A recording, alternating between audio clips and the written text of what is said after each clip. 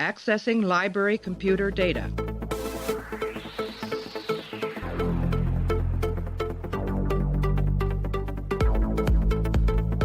Out there are no saints.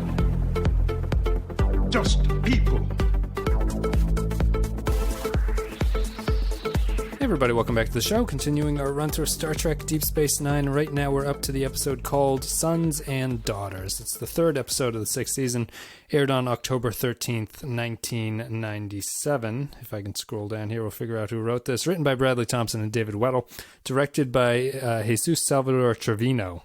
In this episode, Alexander Rozhenko joins the crew of the Rotaran, much to the disappointment of Worf. On Tarek Noor, Tora Ziyal, which I think I'm mispronouncing because everyone yells at me, returns to the station where Dukat intends... I think you mean Tarek Noir. Dukat intends to get her closer, to use her to get closer to Major Kira. So we've got a family-themed affair. Clay, how are you?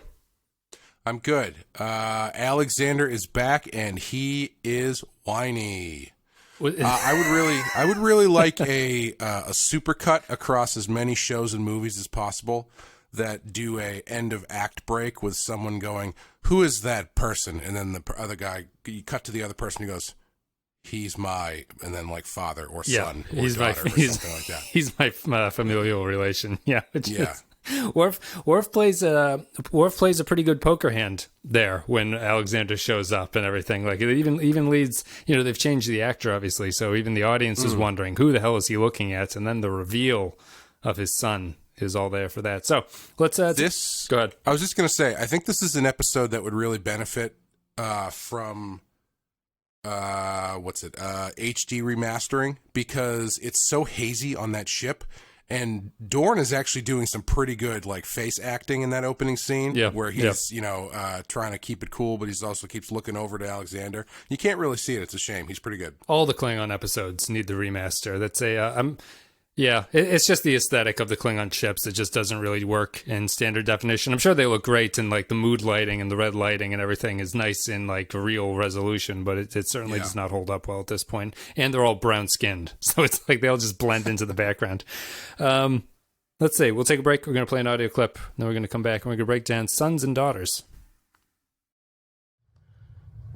Worf, one moment. We have shed blood together. Escaped from a Jem'Hadar prison together. You have pledged yourself and your life to my house. Yet in all this time, you've never once mentioned that you had a son. It is a difficult subject to discuss. That much is obvious. Alexander and I were never close. His mother was only half Klingon and was disdainful of our ways. I see. So you allowed her to raise the boy? No, General. She was killed when he was very young. He spent a short time with me aboard the Enterprise, but after that I sent him to live with my foster parents on Earth. Why? He showed no interest in becoming a warrior. It was difficult, but I learned to accept it, and in time, encouraged him to find his own path. Then why has he joined the Klingon Defense Forces? I do not know. I have not spoken with him. This is not good, my friend. When a father and son do not speak, it means there's trouble between them. General, I prefer to handle this my own way. Then do so. So as you say, Clay, Alexander makes his triumphant, not return, but his triumphant appearance on Star Trek Deep Space Nine, and he returns. He says his name multiple times, and we also get Ziyal. Do you know how to pronounce your name? I'm really in my head now about it's not Ziyal. I think I don't know how you pronounce it if that's not it, but it's not Ziyal. So we deal with Gul Dukat's daughter as well. I am the last person you should be asking about how to pronounce that name. It's one of those, any name, frankly. It's one of those things if you're supposed to pay attention to a detail and you really pay attention to it, for an hour or whatever, and then you walk away and 2 minutes later you're like, I can't remember what I was paying attention to. I was trying to remember how to pay attention to her name. Didn't happen. So you're all going to yell at me. I'm going to call her Ziyal, but Alexander's probably Kristen. Alexander's probably the more interesting aspect of this. And my takeaway from this episode is that for about 40 minutes, it's borderline unintentional genius, I think. And then in the last 5 minutes, it kind of reverts to a Star Trek episode. And I thought that this one was really a step back from the, like, what we were calling mature storytelling in the episodes right before this one. This one to me felt like very much a Star Trek ending. And I felt like the Star Trek ending where this is a recurring possible guest star, Alexander, so you have to kind of reset everything. I thought that this, I don't even know if the episode was intentionally aware of what it was doing, but I thought this was like a really great episode for a while. And that just in terms of the Alexander and Worf stuff, and I don't even know if you could say it's a great episode as much as I liked the concepts they were playing with, but then it all falls apart at the end. So what did you think? Yeah, I would agree for the most part. I really liked, it's definitely a bit of a change from the last two episodes. But I enjoyed that both plots, the A plot and the B plot, are thematically kind of dealing with the same stuff from different points of view. Both parents are using their children for different unwholesome reasons, I guess. Yeah. Well, I wouldn't say I don't think it's that. I think it's the because Worf isn't using his son for anything. But they are both stories about kids who have been separated from their parents being brought back together for with varying results. Well, I'd say Worf is using Alexander in the same way that he's always been a failed father, which is he's trying to make Alexander something that he wants him to be. So he's misusing him, I guess would be the way to describe it. I don't know if I would give him such little credit, actually, because I think he just doesn't know what else to do with him. I don't think it's a matter of, this kid isn't the Klingon that I am, because frankly, Worf is barely a Klingon, as we've gone over. But I just think he doesn't know how to be a father to this kid. So he's just doing what he thinks is the right thing to do, even if he doesn't totally believe it to be the right thing to do. Like I don't think I don't think anything he's doing with Alexander is really bringing him any like closure or satisfaction. It's at least until the end anyway. So would you say that Alexander is incorrect in how he views his father? No, I think Worf is a deadbeat dad for the most part, which is, makes sense. Yeah. But I also don't think that Worf is really I think Worf actively trying to mold him into something in this episode that he does, I wouldn't say he does a ton of it, just a little of it. I don't think it's because, I just think it's because he doesn't know what else to do. See, what I think is interesting about this and why I said I thought it was borderline genius is that Worf's fathering in TNG is more kind of like a funny joke about the way that they handled recurring characters on that show. Like Alexander was not in every episode because you don't want to have an Alexander in every single episode. So it kind of just becomes this, it's almost a meta commentary where you're watching the show and saying, well, when does Worf ever spend any time with his kid? Right. And it's just a product of the way that story was told. So I thought what's funny is that the writers recognize this and they bring it into, not to say the Worf is a good father in TNG, but they bring it into DS9 where they actually just kind of call out the fact that he was never with Alexander and that he shipped him off every opportunity that he got to do that. And it's kind of a neat turn just because they brought in what was like a relic of the old TNG storytelling method and they comment on it. And I think that they make a believable case about like why Worf should have to think about this and stuff. But what I thought was really great about it is that I do think that Worf is a terrible father. Like and I would agree that a lot of it is that he doesn't know what he's doing. But I think the problem that he sent away Alexander and then didn't talk to him for 5 years is pretty much the only point of evidence you need to make the case that Worf is bad at this. And that's why I get the sense that Worf is actively hiding from Alexander. I think Alexander's right. I think that he embarrasses Worf on some level.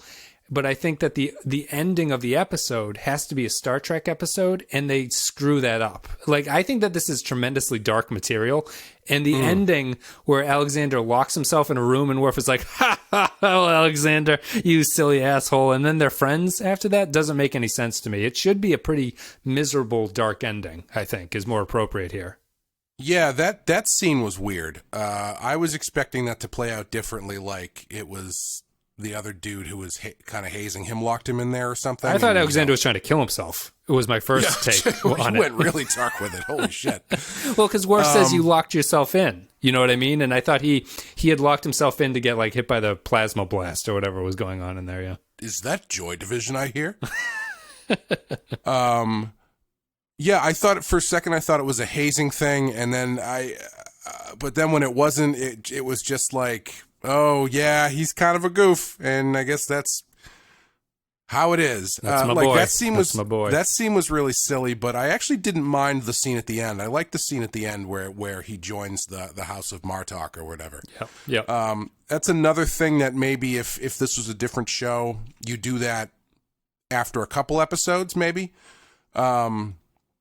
Because I don't think is Alexander coming back. I assume we're not going to see him for a while. No, I don't think he ever comes back in DS9. Yeah, okay. So par for the course as far as kids go. Right. He's shipped off to Martok's family instead of shipped off to Earth. It's like Crockett's son in Miami Vice who disappears after like 3 episodes and then only shows up again like 2 years later. Yeah. It's when they need to get details. Crockett out of town for a couple days.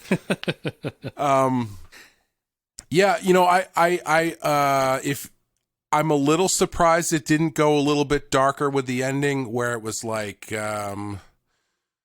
Alexander accomplishes the task that he's meant to do, and then after that they end up splitting up and he goes off on another ship or some shit. You know what I mean? Like a Spock and Sarek kind of thing where they don't really acknowledge what has happened. They don't happened. really come together, but they also are on better terms now, something like that.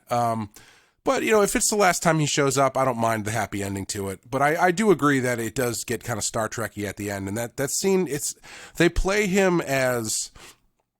I think my biggest problem with it is I don't think the material coming from Alexander is up to par with the stuff coming from Worf.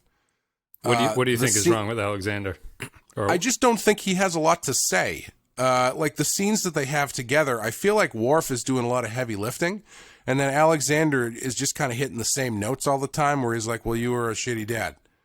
And yes, I was expecting a little bit more dramatically from him, I guess. Like, I don't even know. There was no indication of whether or not he was on that specific ship on purpose, specifically to spend time with Worf, or if that was just a coincidence that he was pissed off that he had to...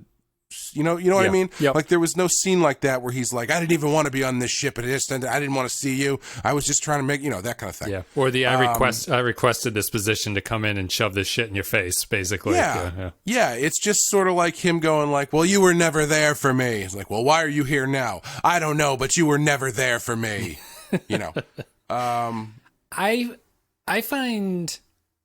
I find Alexander fairly effective, and I think it's like it's almost a case where I don't think that he actually needs that much material, because I think that it's kind of built in and baked into that character as it stands. Like I don't know, like I feel tremendously sad for Alexander in this episode. Like it's just the fact that like he doesn't fit in with the Klingons. He's been raised by the humans and apparently is having a tougher go of it than Worf ever did or anything like that.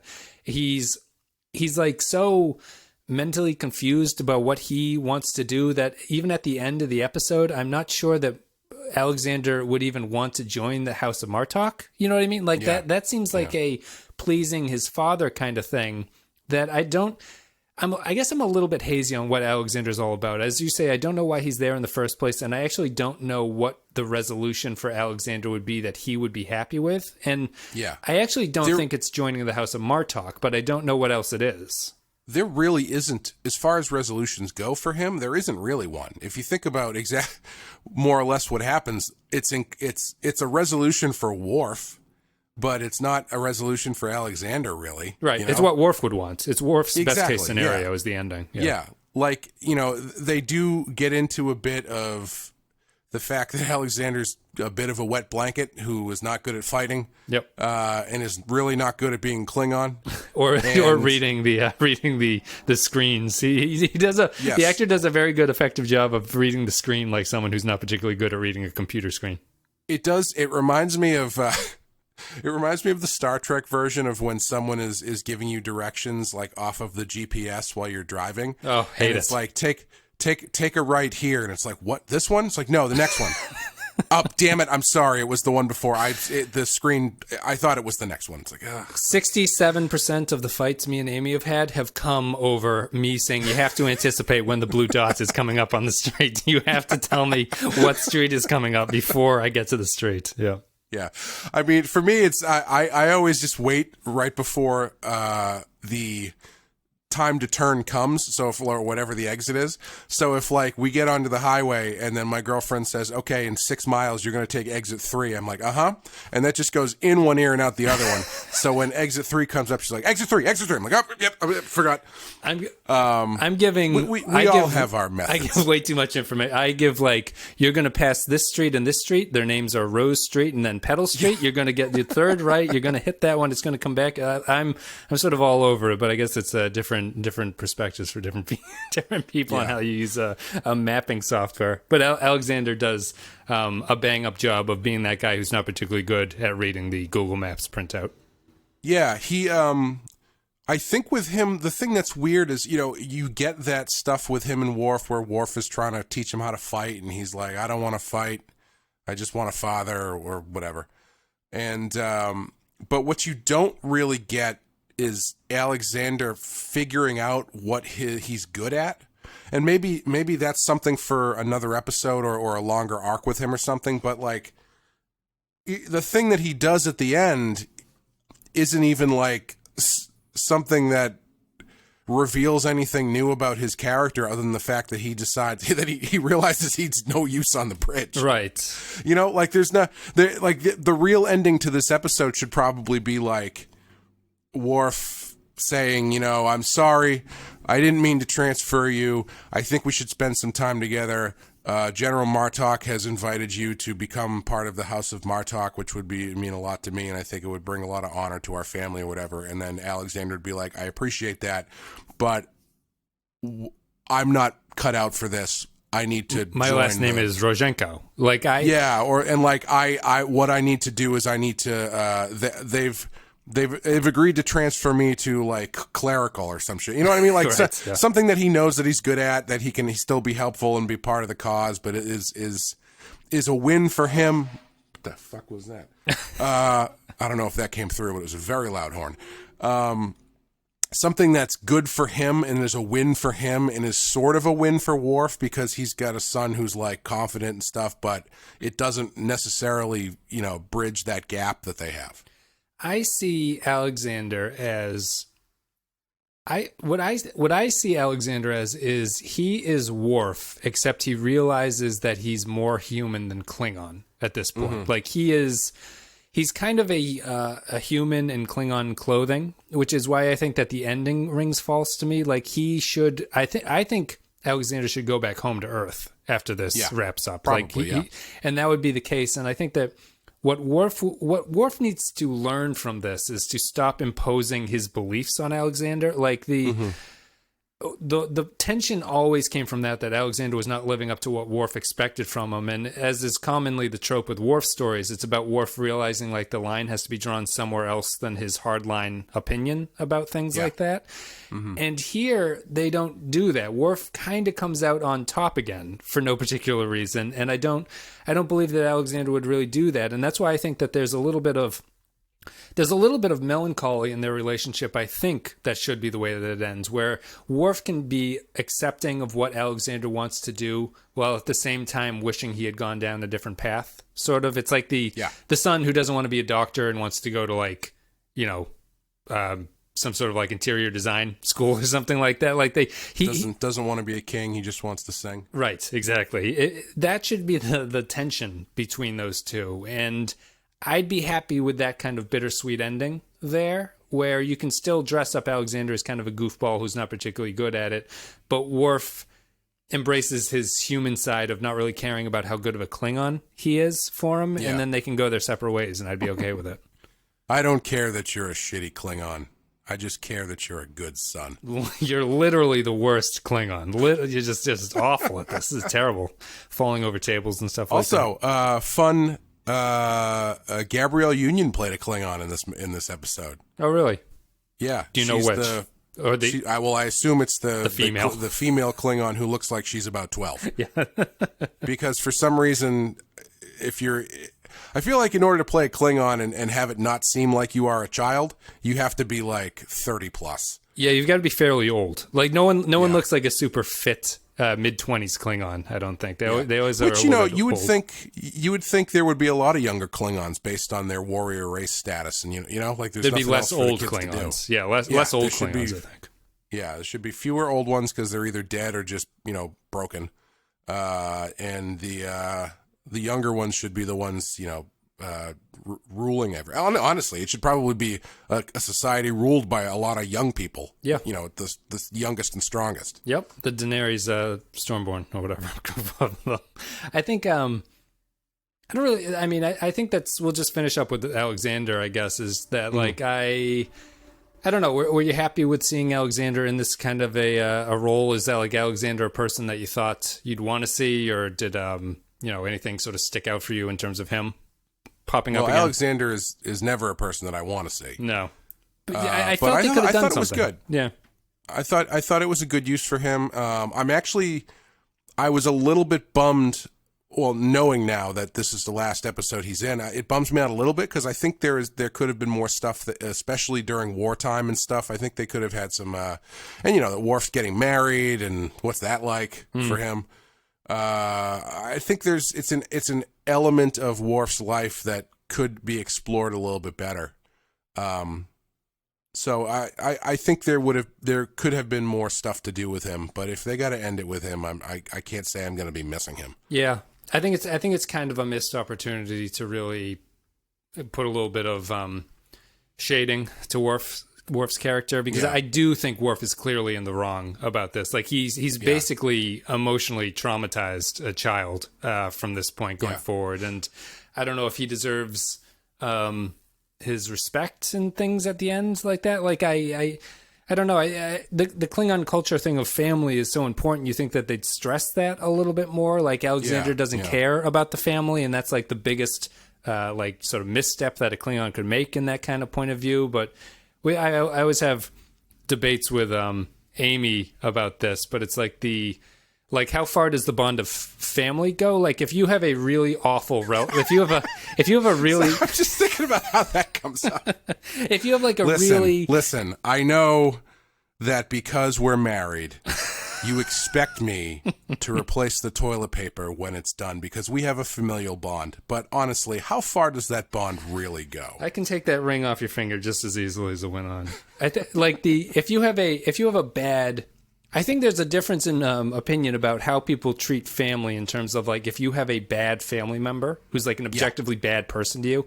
Some families are very willing to forgive or try to help that person. My family has always been more of the cut loose and never talk to them sort of. Like we've had that in our family where people we just don't speak to anymore because of some sort of nonsense about it. But like when you come down to it, I think that people like the Klingons put a lot of stress on family, and I think that it's a bond that maybe can be abused that way. Like because you claim a blood relationship, you can kind of get over on people sometimes, like if you're not being rational about how people handle problems and stuff like that. And I think that Worf maybe could have explored that a little bit here with Alexander, where Alexander is more willing to break free of an abusive relationship that he's in, and he's willing to move on from it, and Worf sees that as a horrible thing that you can do as a Klingon. It's the only thing that, like, he fought so hard to hold on to his house and everything like that, and Alexander's just giving it away freely.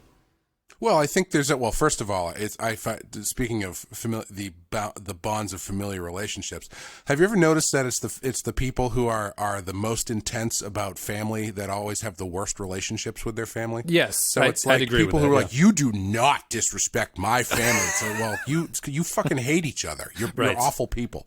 But as far, with Worf too, there's you would think Alexander could come at him, or at least the writers could come at him from the standpoint of, dude, your whole thing was regaining honor to your father's house, and now that you have a son, you just fuck off and don't even pretend like he doesn't exist. Right? Where is if you want to get into the whether or not Worf is a legit Klingon or is just sort of cosplaying a Klingon, a hipster Klingon, I feel like that's a big part of it, because he's going out of his way to try and piece together this honor for this family that he supposedly is a part of. But when it comes to his actual family, his actual blood, that he very easily could avert the same problems, he has chosen to just not be there at all. Yeah. I mean, he got rid of Kern, right? In that episode where he mind wiped Kern to get rid of him. That was a little bit more of a moral dilemma for him, but it is like the point should be made against Worf. Were you doing this to fix the house or in the family, or were you doing this for yourself to feel better about yourself in terms of Klingon society? Like, is this just you with low self-esteem saying, I need to restore this, or does the house actually mean anything to you? And I think I think that Worf's answer there would probably be illuminating, because I don't think he can actually believe in the house if he's treated Alexander this way. I think if I had to give this story more time, instead of it ending with Alexander joining the House of Martok, I would end with a similar sort of ceremony where they establish the House of Worf or something like that. You know what I mean? Yeah, right. Where it's like he has, because even being part of the House of Martok, it's like, you're only doing that because you want the status. Yeah, social cachet is very important. Yeah, and I'm not saying like he's a familial gold digger or anything, but it's like it's part of his Klingon thing that he barely has a connection to, that he needs to be part of a house in order to have honor or some shit like that. Where if the story were to be him being like, you know what, I thought being part of the House of Martok would bring honor to me, but what really brings honor to me is the family that I have with my son and all that, that kind of stuff, and and establishing his own house. That should be the end of Worf's story, right? Yeah, because he goes after this illusion of family for so long that the only way to end his story, I think, would be to have him realize, no, I need to create my own family, and it's a shame because they're pushing that way too, because you got Dax coming on board, Alexander comes back. If you had more time and they had, or whatever, I think that would have been a really nice way to end it for him. Yeah. Let's we can talk about the Kira storyline briefly. I don't have a lot to say about this one. It does feel to me, and I mentioned this last episode, it does feel like this should come before Kira's turn in the last episode, I think. Yes, I know what you're saying, but I also have an answer to that. Do you want me to say it now, or do you have more you wanted to? No, go ahead. Okay. Well, what I actually kind of liked about it is that it shows that her resolve is not concrete. Like, she can still be pushed a little bit. Like she's scheming with Odo, but she is still, it's still. She has moments of, I don't even know if temptation is the word, but she can relax on her morals a little bit. She's not just a hardcore, no, I am now back to Kira Nerys revolutionary, Right.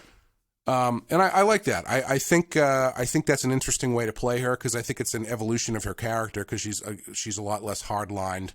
Even if she doesn't, in this case, it's something that just sort of happens and she doesn't realize she's doing it, which I think is the way to go. Like, I don't need a moral conflict where she's like, I really hate these Dominions and the Cardassians, but Dukat's being really nice to me. Right. You just let your guard down for a minute. You kind of slip back into old habits, or, there's a third person involved, like Ziyal, like the daughter is.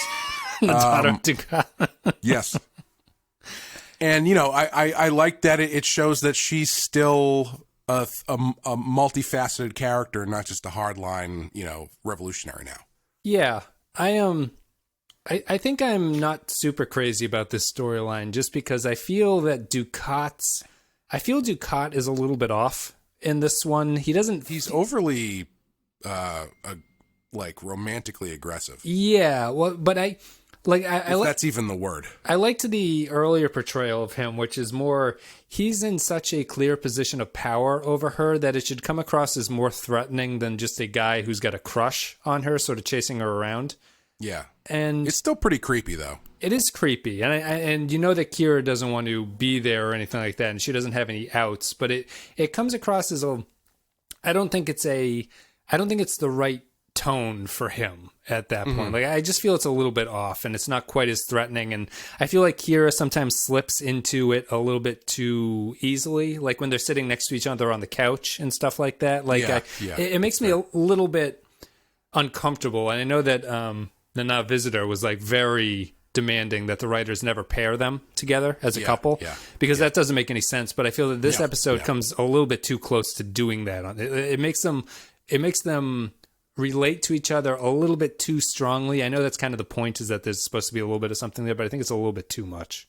Yeah, I think this episode is like 2 clicks away from having a scene where Dukat's like, well, you know, you will learn to love me. You know, right. Like one of those, you know. I am a patient man. Love will come Major. with time, Yeah. Maurice. Yeah. And she's like, I'll never love you. But outside of that, I like the smallness of it. Like, I like the sort of simplistic, not simplistic, but I like the simple nature of the story that's going on there. And I think they continue to do good work with Kira being stuck on Terek Nor at this point in the storyline. Yeah. And I don't like that I think they're still not quite in the realm of Dukat being romantically aggressive. I think there's still a little bit of a line there. They're pushing it, but I never, and I said it at the time, you know, I don't know if it was last season or whenever, when they had their big conversation together. And you were talking about how Dukat is romantically interested in Kira, and I was like, I don't think that's the case at all. And I still think I would really prefer that not be the case, because everything he's doing in this episode is are power moves, basically, that I don't necessarily think they have to be romantic power moves. Like having her show up at every time he comes back to greet him is, you know, a pretty fucked up power move. Even the dress thing, I think the dress is where it gets kind of blurry, because it's like, oh, he's giving her a sexy dress to wear. Yeah. But even that is like a power move where he's like, look at the fine things that I can give you if you come over to our side. Yeah. Because I don't like the idea of Dukat just having a crush on Kira, because I think they're he seems smarter than that. Yeah, he seems smarter than that, and also the interesting part of their relationship, I think, is let me rephrase that. Their relationship is more interesting if romance is not a part of it. Right. Yeah, I'd agree. What I like about the dress thing is that when he gives it to his daughter at the end and just kind of flips it, I think that's a great Dukat moment where he's just like, this, I intended to give this to you. That's a good play on the father-daughter, father-son theme that they've got going here, and how they're the sort of the manipulation of parents and children and stuff like that. I think that's a really good Dukat moment, but the rest of it kind of, as you're saying, the relationship there is sort of unnecessary. I'm okay with it being 90% power, 10% romance. Like, if romance is kind of like I almost prefer it if his romance thing is more, he uses it to annoy Kira in a way. Like, it's his way of, it's almost like maybe he is, maybe he isn't into her, but he does it more as kind of a, like, more of a self-awareness to his role and or his feelings about her. And he's like, I'm going to do this because it annoys her. And maybe, you know, there's a lottery ticket that this will actually work out. Yeah, like when I was in college, there was a girl who was kind of she was interested in me. I was not really interested in her. But instead of just going our separate ways, she just, because we had mutual friends, she decided to really lean into that and constantly berate me and like. Basically do what Dukat's doing, where I was like, yeah, it's funny. No, I don't want to kiss you. Thanks. I'm good. So I can see, it's real annoying. I can see why that would, especially in this situation. But also, I mean, you can look at it the other way too, where it's like, if it wasn't for that other episode where they kind of plant the seeds, depending on your point of view, of this Dukat kind of being into her. I could also see it as being like the ultimate power move would be to seduce her, you know? Mm-hmm. If you want to get really dark with it. I mean, having seducing Kira, the ultimate enemy of the Cardassian people, is a pretty, fucked up power move. Yeah, weirdly, I don't think that feels very Star Trek-y. And I'm all for I'm all for pushing the boundaries of the series, but it feels more, and especially with this like war story of DS9, I feel it should just be more of a political power play, like a Game of Thrones type thing.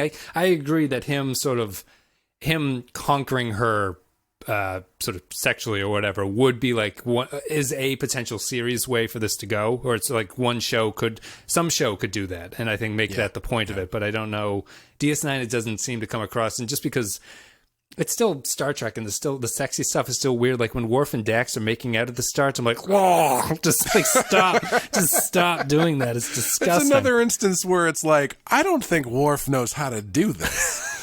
Because Dax seems like, we're just making out, and Worf is just like pushing his face onto her neck. I wish I had a visual that I could give you right now, but it's very much like when two people in a TV show or a movie are kissing, and they clearly are like movie kissing, and it's just like mouths just pressing. Yeah.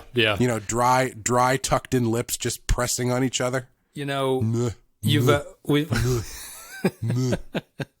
We've made fun of Michael Dorn's fighting acting, but I think you have to give the man credit. He acts like a man suppressing blue balls, the best I've ever seen. When Dax stops kissing him and he moves off and he just kind of stares at the wall. He's like, all right. I know. I was thinking for a second after that he was just going to like flip out and like smash a table or something.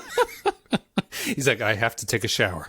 That's pretty much the extent of it. I think we've talked about everything that we can in this one. I don't have much to say about the Ziyal storyline outside of that, but interesting episode. Let's take a break. We're going to play an audio clip. We're going to come back. We're going to read some patron thoughts and give our final thoughts about Sons and Daughters.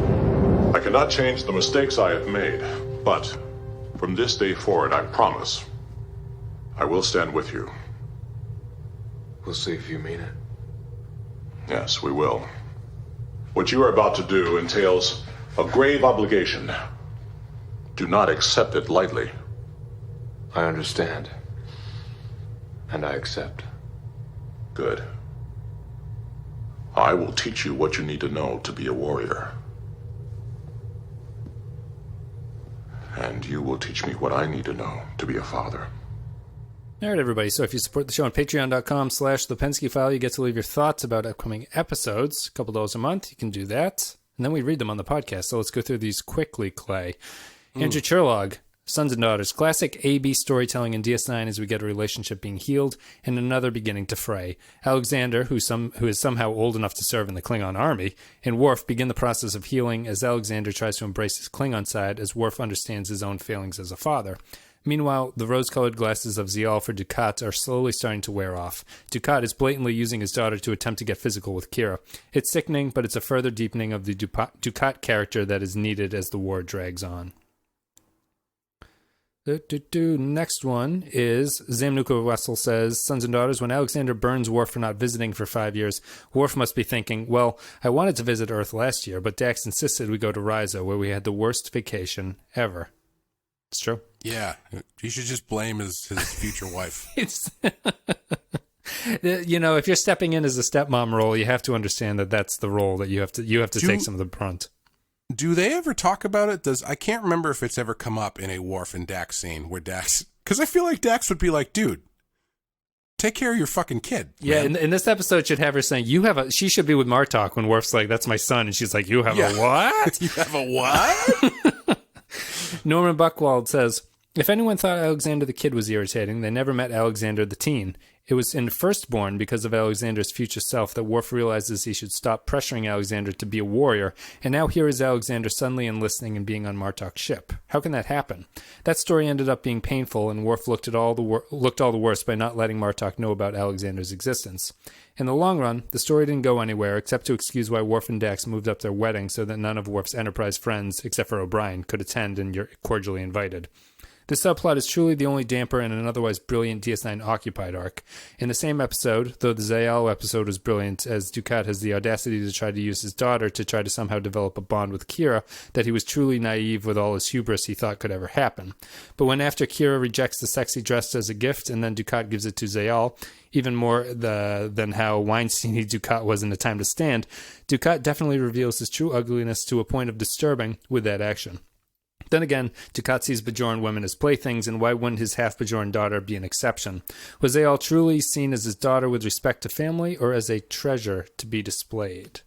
It's good. Do you think we're just, I'm not appreciating the Dukat storyline? I understand what they're doing with the Dukat storyline. I just feel the execution was slightly off for me. Yeah, like I think using Ziyal as a Xylophone.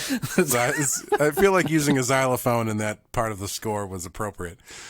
I think using his daughter as a leverage tool against Kira is very much a Dukat thing. I don't think the end game of this episode I don't think is very clear. Because, again, I don't know if it's explicitly a romantic thing he's trying to do or if he's trying to use her to curry more favor with Kira politically. You know, it's not super clear what his motives are. Yeah. And I think that would probably help a little bit. Yeah, I'd agree. I think that's my problem with it. Like, to me, that storyline almost slips under the Worf storyline. Like, I find the Worf storyline fascinating in a way that I don't for the Dukat storyline, sort of, even though I feel that I should. I feel like the Worf thing is so bizarre that it kind of distracts me and takes my attention away from it. Yeah, I also think that there's more stuff that you can do there using Dukat's daughter as I'm not even going to try anymore. It's totally it's totally stuck in my brain. I have no idea how to pronounce her name. Go ahead. Zeal. There's a zest for life with some zeal. Yeah. I think there's a more to do there where you could use her.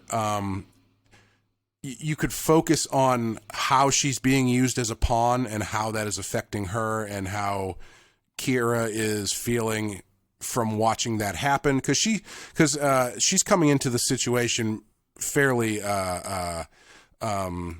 naive and hoping for the best. You know, she's come off of Bajor, kind of not feeling like she had a place, and now her dad wants her back. So she's got a very positive outlook, but she's very clearly being used as a pawn by Dukat. Yeah. So I think there's more, you could get some more juicy stuff out of that. But yeah, they just don't have much room to really get into it. And again, it's not super clear why he's doing it. Kyle Barrett says, I remember this episode being a significant low point in an excellent serialized arc, and yeah, okay it is, but it's not as bad as I remember. In fact, I think it's pretty okay. The Kira storyline feels like a bit of a repeat of the last episode, here focusing on her relationship with Dukat rather than Cardassians in general, and it would have been nice to weave her story over the last two episodes together so that she only has one epiphany about her relationship with the Cardassians instead of two. But otherwise, I like it, and Alexander isn't quite as excruciatingly annoying this time, so that's a plus. Either Alexander has had an encounter with a time crystal on Borath, I apologize for bringing the podcast down with a Discovery reference, or Klingons age really fast because Alexander is only 8 years old in this episode. What? Excuse me, I didn't realize that.